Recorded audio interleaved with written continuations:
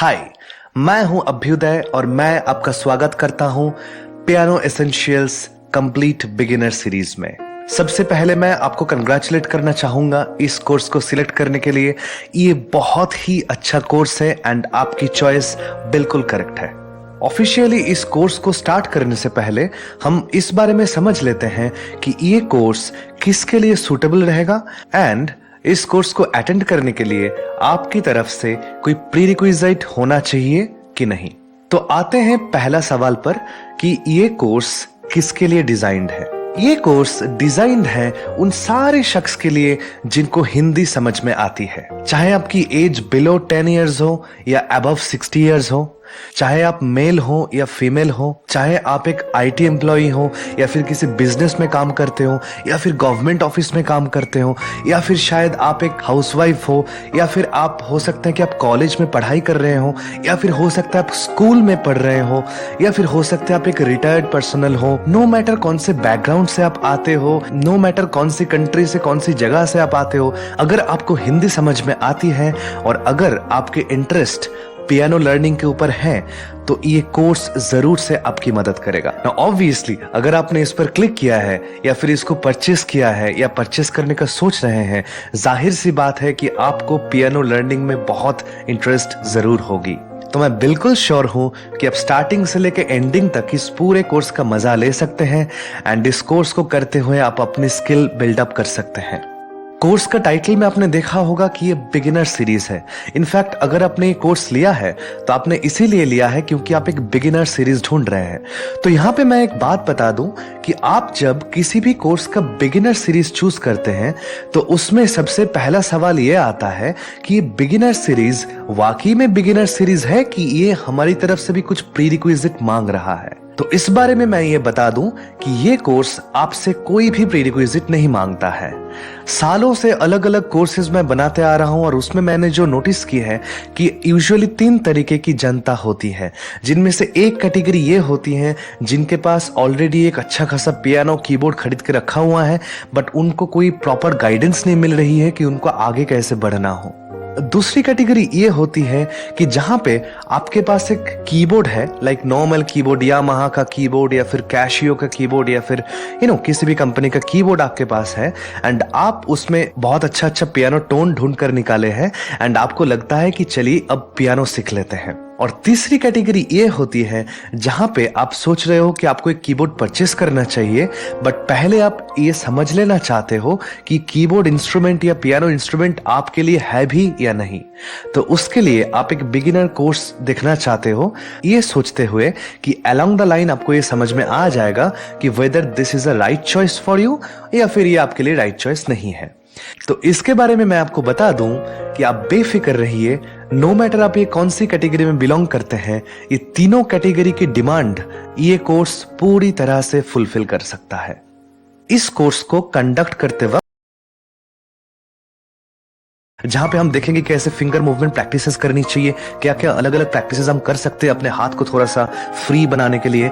आप जब पहले पहले करते हो आपके हाथ थोड़े से फ्रीज्ड होते हैं, वो उतना क्विक मूवमेंट नहीं होती है उसकी। वो मूवमेंट को लाने के लिए हम क्या क्या प्रैक्टिसेस कर सकते हैं, रूट ऑक्टेव फॉर्मूला, ऐसी बहुत ही जरूरी कुछ चीजों के बारे में हम सीखेंगे। सेक्शन नंबर 4 बहुत ही इंपॉर्टेंट है जहां पे हम बात कर रहे हैं पियानो म्यूजिक थ्योरी के ऊपर।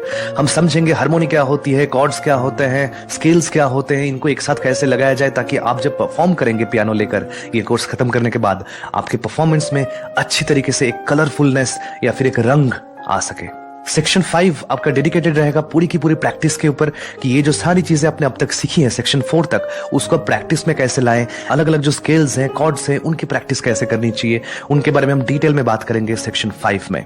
सेक्शन 6 में हम बात करेंगे कुछ एडवांस्ड कॉर्डिंग टेक्निक्स के ऊपर, यानी कि आप जो नॉर्मल कॉर्ड्स बजाते हो, मेजर कॉर्ड्स, माइनर कॉर्ड्स, जिनके बारे में आपको सेक्शन 4 में ही पता चल चुका हुआ रहेगा, उनको हम कैसे और एडवांस्ड तरीके से बजा सकते हैं। प्लस हम कुछ नया एडवांस्ड कॉर्ड्स सीखेंगे जैसे कि dominant chords, seventh chords, diminished chords, augmented chords and so on and so forth. हम और भी बात करेंगे कि कॉर्ड इन्वर्जन कैसे हम यूज कर सकते हैं उसको एक बेटर अप्रोच देने के लिए। सेक्शन 6 कंप्लीट करने के बाद आप बिल्कुल तैयार हो जाएंगे सॉन्ग्स प्ले करने के लिए आपके पियानो पर, एंड उसी के बारे में हम बात करेंगे सेक्शन 7 में। नाउ रिमेंबर, बाकी सारे कोर्सेज से इस कोर्स की यहां पर एक बहुत ही ज्यादा और बहुत ही जरूरी डिफरेंस एंड खूबी है। वो ये है कि आप जब YouTube पर मान लो जाते हो एंड वहां पे आप सर्च करते हो कि एक बिगिनर के लिए पियानो पे क्या सॉन्ग बजाया जाए, टिपिकली आपको एक इंग्लिश सॉन्ग मिलता है, जैसे कि twinkle twinkle little star, ABCD song etcetera.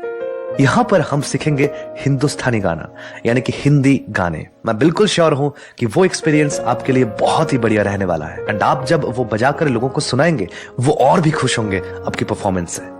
Section 7 तक इतना कुछ सीखने के बाद सेक्शन 8 पर हम बात करेंगे सबसे ज्यादा एडवांस चीज के बारे में, जिसमें आपका जो पियानो एक्सपीरियंस है वो किसी और ही लेवल तक पहुंच जाएगा। हम बात करेंगे सुपर एडवांस टेक्निक्स पर। मैं आपको बिल्कुल भी अभी इस चीज का आइडिया नहीं दूंगा, क्योंकि अभी it is not a right place to talk about it. Section 8 के लिए वेट करना पड़ेगा आपको। आप देखेंगे सारी जो चीजें आपने सीखी है सब एक साथ आ रहे हैं, वो जुड़ के उससे एक नई चीज निकल कर आ रही है। बहुत ज्यादा आप एंजॉय करेंगे उसको।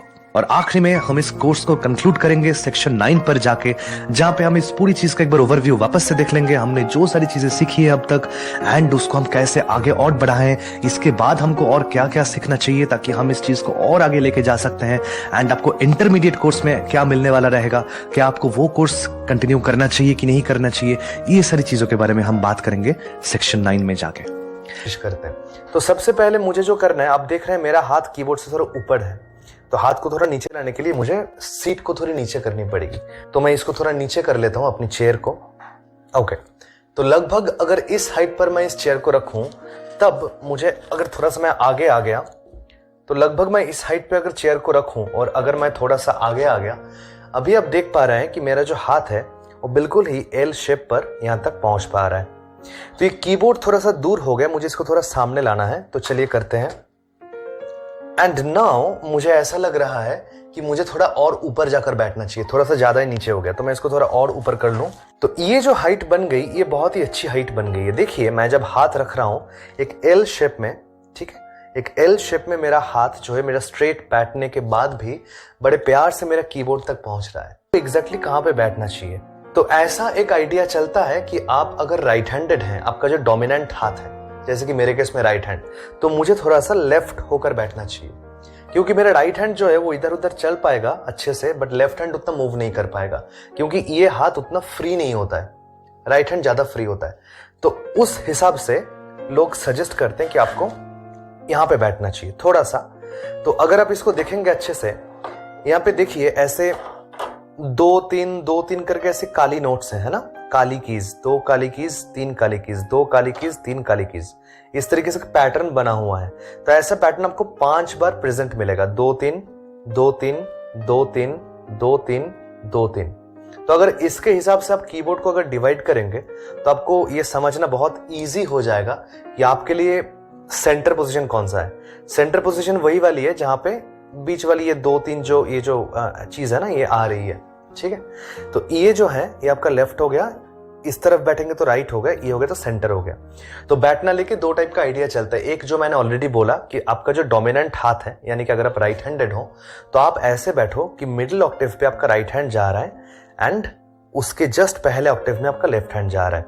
हाथ को नॉर्मली जब रखेंगे तो इस तरीके से जा रहा है, ये एक आइडिया है। तो सिमिलरली अगर आप लेफ्ट हैंडेड होंगे तो आपको ऐसे बैठना चाहिए कि आपका राइट हैंड जो यहाँ पे आ रहा है, लेफ्ट हैंड जो यहाँ पे आ रहा है।